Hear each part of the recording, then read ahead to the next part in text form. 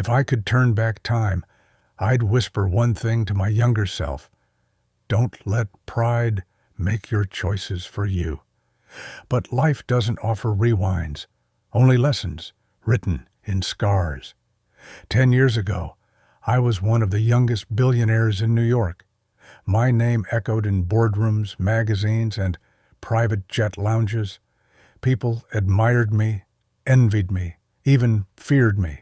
I had everything: wealth, reputation, and a future that looked unstoppable. Or so I thought. Back then, I believed money could fix anything. Every failure could be buried under success, every mistake under luxury.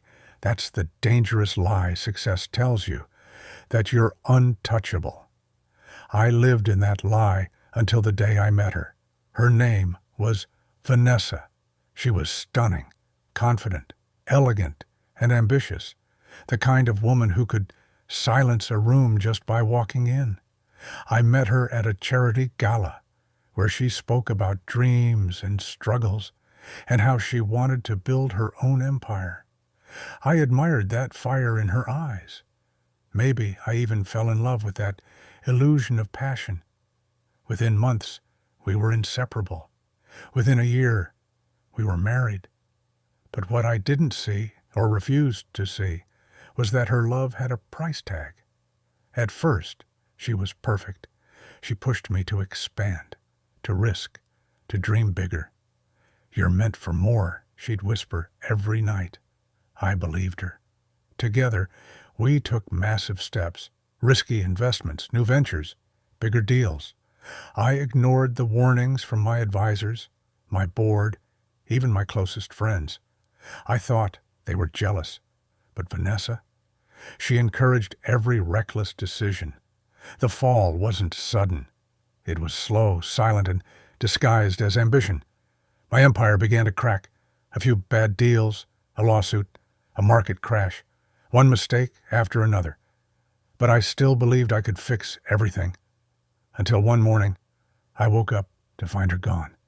No note, no goodbye. Just an empty closet and a message from my lawyer. She filed for divorce. That day, I learned she had been quietly moving assets, transferring money, and using my trust to secure her own fortune. By the time I realized, it was too late. She took everything: the mansion, the cars, even the custody of our 2 kids. My net worth went from billions to almost nothing. I didn't even have the strength to be angry. I remember sitting in that empty penthouse, staring at the skyline I once owned. I felt like a ghost, watching someone else's life disappear. For days, I didn't leave that room. My phone stopped ringing. Friends vanished. My name was no longer on magazine covers, but on financial scandal reports. Then came the day I hit rock bottom. It wasn't losing the money that broke me. It was losing my kids. Seeing them call another man Dad months later shattered what was left of me. That's when I realized I hadn't just lost everything. I'd lost myself long before that. I moved to a small apartment on the outskirts of the city. For the first time in years, I had no assistant, no driver, no chef. I had to learn how to live again, how to cook, how to budget, how to breathe without the sound of constant chaos. And in that silence, I began to see who I really was. One day, while wandering near a park, I saw an old man selling handmade watches at a small stall. He looked at me and said, "You look like someone who forgot what time means." I smiled weakly. I bought one of his watches for $5.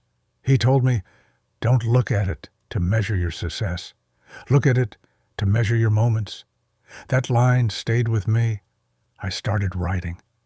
Not business plans, but letters to my kids. I wrote one every night, even though I couldn't send them. I wrote about my mistakes, my lessons, my regrets. Slowly, those letters became a kind of therapy. Then one day, I decided to share one online, anonymously. It went viral. Thousands of people read it. They saw not a billionaire's failure, but a man's awakening. They shared their own stories, broken marriages, lost wealth, shattered dreams. I realized something. My pain wasn't unique. Everyone loses something in life, but not everyone learns from it. So, I started speaking.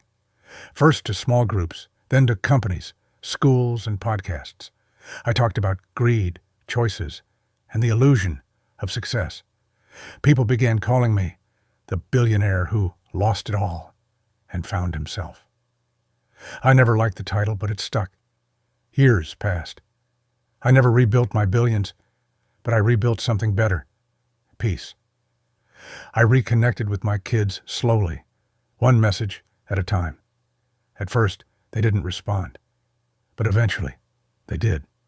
Last Christmas, my son sent me a message. Dad, I read your story. I'm proud of you.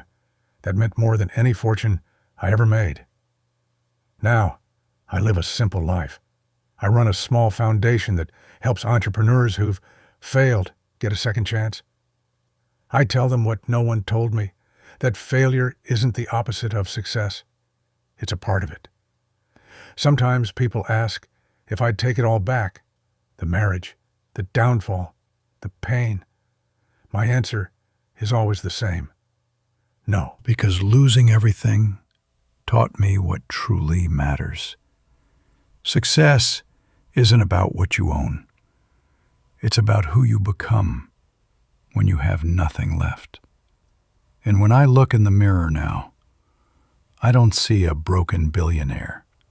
I see a man who finally learned the value of time and the price of his choices.